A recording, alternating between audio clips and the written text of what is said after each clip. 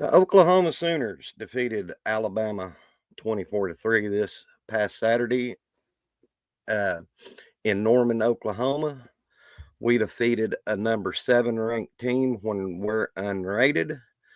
So I got to thinking, where would this rank among the all-time upsets that I've seen or my dad told me growing up? Where would this fall in? So what I did last night, I made me a list of 4 or 5 upsets. One that I was born, but I was barely out of diapers. But the rest of them I remember. So before we get on into all that, thank y'all for pulling up to the channel. I'm your host, Mike the Legend. And if you don't mind, hop out and hit that red subscriber button. Turn on your post notification bells. That way you won't miss any OU football content I'll be dropping. And if you notice, if you're watching from a computer, there's a YouTube icon down in the lower right-hand corner. You can just hover your little mouse over there and subscribe from the channel without leaving the video. Could you also please like and comment, because for small content creators such as myself, it means the world. And could you please share the video, because sharing is caring. Well, like I was saying, where does this fall as far as, or rank as far as some of Oklahoma's greatest upsets? I will get to that, but here's my list of my all-time upsets in the OU program. One of them, this one, for the 1967 season, in 68, we played the University of Tennessee in the Orange Bowl. And Tennessee was already declared the national champions before the game was played. That's how everything was done back then. You didn't play for the national championship. You was already awarded that. And I'm glad to see that went away, that you actually had to play.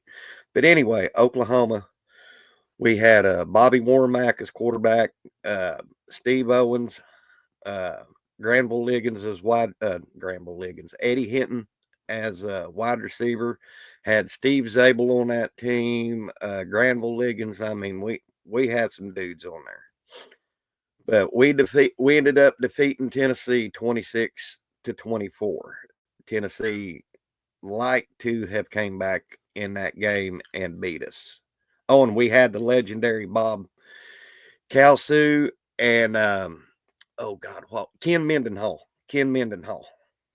on that legendary offensive line of that game. But anyway, Tennessee came back and made a run on us and like to have won that game. Okay, that's my 1A.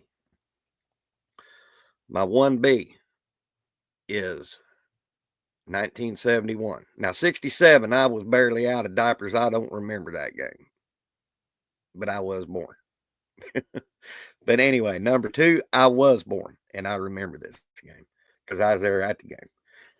In 1971, USC came to town, and I'm going to name you 3 players on that team that was pretty damn salty. One of them was the quarterback, Pat Hayden.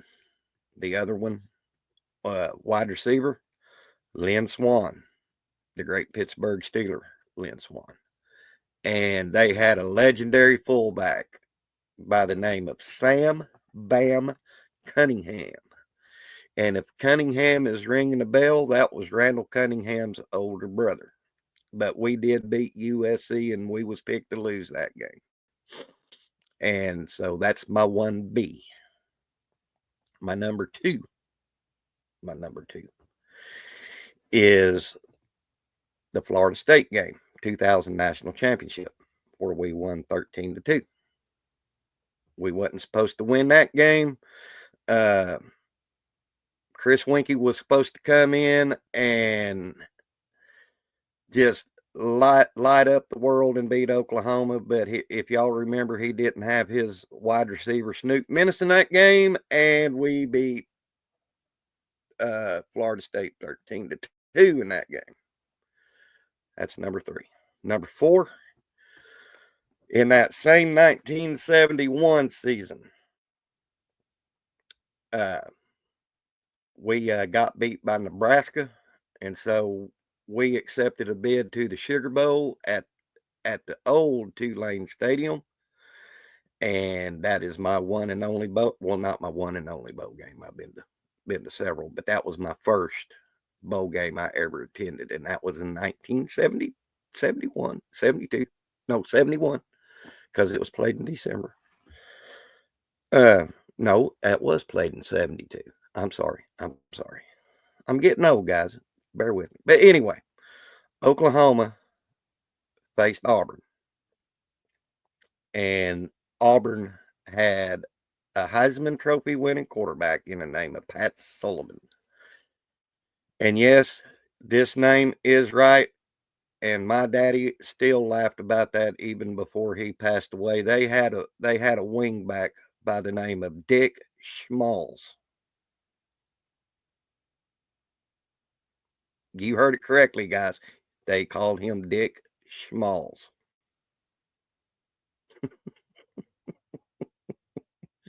Did I say his name was Dick Schmalls? Okay. But anyway, Oklahoma, we were supposed to have lost that game. But Jack Mildren and that, you had Greg Pruitt, Roy Bell, Jack Mildren as quarterback, Joe Wiley, Lucius Selman on defense, Derlin Moore on defense, Alcott as a linebacker. I mean, we had some dudes on that team, and we defeated Auburn 44-22. And what was unique about that game, you had a tale of two sides. Oklahoma running wishbone, and Auburn run the pro set. And for most of that game, Pat Sullivan never had it. It never was in question. So that, let's see, 1A, 1B. That was 4. That was number 4. Number 5 was the 2014 Sugar Bowl with Alabama. And there again, even our own Oklahoma City sports news channels, 4, 5, and 9, the Sports Animal, ESPN, need I say more, didn't give a Chinaman's chance in hell for Oklahoma to win. But we all know that was Trevor Knight's one and only game that he did show up to play. And here's a receiver that in that game that probably has went by your wayside, that he had some crucial catches in that Sugar Bowl. Do y'all not remember Colton Bester? Think on that for a little bit. But that was number 5. I would put this one as this one Saturday. I would put it as number 6. That's my opinion. That's my opinion only. Now, there again, I could go with 5A and 5B with this game. Because there again, even nobody had us winning. So y'all hop down in the comments, get y'all's list going, get y'all something to think about. I'm having some fun with y'all today, kind of making you use your noodles. So this is the legend. If you would like to support the channel, I will put my Venmo and my PayPal credentials in my description. What that goes back to, it helps me pay for my streaming services and the tools that I use to bring y'all good quality content. So whatever you have in your heart, but if you don't worry about it. It's free. Do the free thing, and subscribe. End of story. So this is the legend. We'll see you on the backside. God bless, and Boomer Sooner.